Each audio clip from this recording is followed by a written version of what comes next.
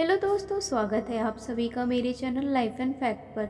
दोस्तों, आज हम बात करेंगे रामायण का एक छोटा सा वृत्तांत के बारे में। तो आइए दोस्तों, शुरू करते हैं।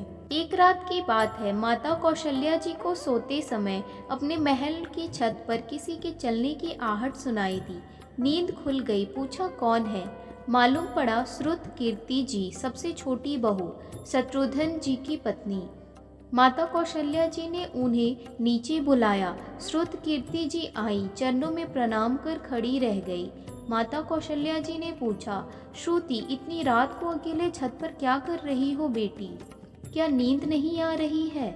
शत्रुघ्न कहाँ है? श्रुत कीर्ति की आंखें भर आई, माँ की छाती से चिपटी, गोद में सिमट गई। बोली, माँ, उन्हें देखे हुए 13 वर्ष हो गए। ये सुनकर कौशल्या जी का हृदय कांपकर छटपटा गया। तुरंत आवाज लगाई, सेवक दौड़े आए। आधी रात ही पालकी तैयार हुई। आज शत्रुघ्न जी की खोज होगी। माँ चली। आपको मालूम है शत्रुघ्न जी कहाँ मिले? अयोध्या जी के जिस दरवाजे के बाहर भरत जी नंदीग्राम में तपस्वी होकर रहते हैं, उसी दरवाजे के भीतर एक पत्थर की शिला है। उस शिला पर अपनी बाह का तकिया बनाकर लेटे मिले। माँ सिराहने बैठ गई। बालों में हाथ फिराया तो शत्रुघ्न जी ने आंखें खोली। माँ उठे, चरणों में गिरे। माँ, आपने क्यों कष्ट किया? मुझे बुलवा लिया होता। माँ ने कहा, शत्रुघ्न यहाँ क्यों? शत्रुघ्न जी की रुलाई छूट पड़ी। बोले, माँ, भैया राम जी पिताजी की आज्ञा से वन चले गए। भैया लक्ष्मण जी उनके पीछे चले गए। भैया भरत जी भी नंदीग्राम में हैं। क्या ये महल, ये रथ, ये राजसी वस्त्र विधाता ने मेरे ही लिए बनाए हैं? माता कौशल्या जी निरुत्तर रह गई। देखो, क्या है ये राम कथा? यह भोग की नहीं, त्याग की कथा है। यह त्याग की ही प्रतियोगिता चल रही है और सभी प्रथम है, कोई पीछे नहीं रहा।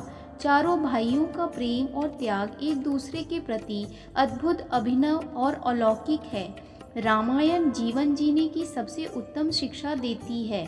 भगवान राम को 14 वर्ष का वनवास हुआ तो उनकी पत्नी सीता मैया ने भी सहर्ष वनवास स्वीकार कर लिया, परंतु बचपन से ही बड़े भाई की सेवा में रहने वाले लक्ष्मण जी कैसे राम जी से दूर हो जाते।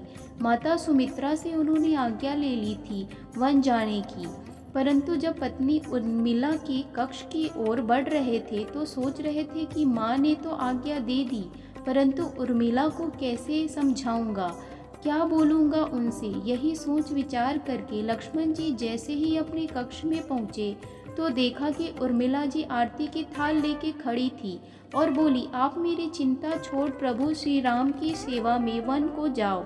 मैं आपको नहीं रोकूंगी। मेरे कारण आपकी सेवा में कोई बाधा ना आए, इसलिए साथ जाने का हठ भी नहीं करूंगी।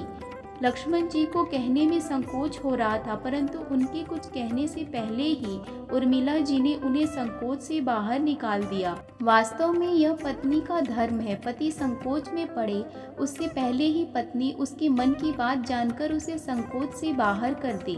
लक्ष्मण जी चले गए, परंतु 14 वर्ष तक उर्मिला ने एक तपस्विनी की भांति कठोर तप किया।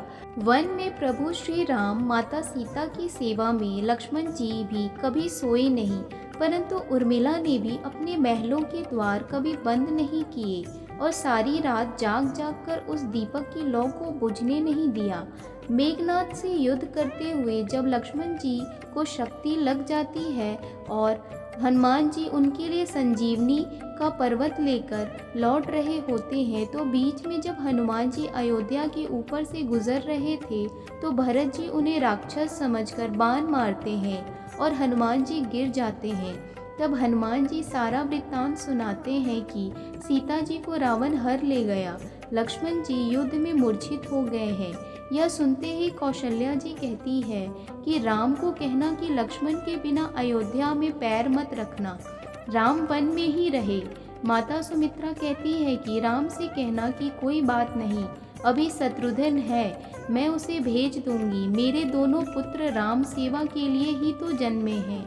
माताओं का प्रेम देखकर हनुमान जी की आंखों से आंसू बह गई, परंतु जब उन्होंने उर्मिला जी को देखा तो सोचने लगे कि यह क्यों एकदम शांत और प्रसन्न खड़ी है। क्या इन्हें अपने पति के प्राणों की कोई चिंता नहीं? हनुमान जी पूछते हैं, देवी आपकी प्रसन्नता का कारण क्या है? आपके पति के प्राण संकट में है। सूर्य उदित होते ही सूर्य कुल का दीपक बुझ जाएगा। उर्मिला जी का उत्तर सुनकर तीनों लोकों का कोई भी प्राणी उनकी वंदना किए बिना नहीं रह पाएगा। उर्मिला बोली, मेरा दीपक संकट में नहीं है, वह बुझ ही नहीं सकता। रही सूर्योदय की बात, तो आप चाहे तो कुछ दिन अयोध्या में विश्राम कर लीजिए, क्योंकि आपके वहां पहुंचे बिना सूर्य उदित हो ही नहीं सकता। आपने कहा कि प्रभु श्री राम मेरे पति को अपनी गोद में लेकर बैठे हैं। जो योगेश्वर प्रभु श्री राम की गोदी में लेटा हो, काल उसे छू भी नहीं सकता। यह तो वो दोनों लीला कर रहे हैं। मेरे पति जब से वन गए हैं तब से सोए नहीं हैं। उन्होंने न सोने का प्रण लिया था, इसलिए वे थोड़ी देर विश्राम कर रहे हैं, और जब भगवान की गोद मिल गई हो, थोड़ा विश्राम ज़्यादा हो गया, वे उठ जाएंगे। और शक्ति मेरे पति को लगी ही नहीं, शक्ति तो प्रभु श्री राम जी को लगी है। मेरे पति की हर श्वास में राम है, हर धड़कन में राम है, उनके रोम रोम में राम है, उनके खून की बूंद बूंद में राम है। और जब उनके शरीर और आत्मा में ही सिर्फ राम है, तो शक्ति राम जी को ही लगी, दर्द राम जी को ही हो रहा है। इसलिए हनुमान जी आप निश्चिंत होकर जाएं, सूर्य उदित नहीं होगा। जय श्री राम।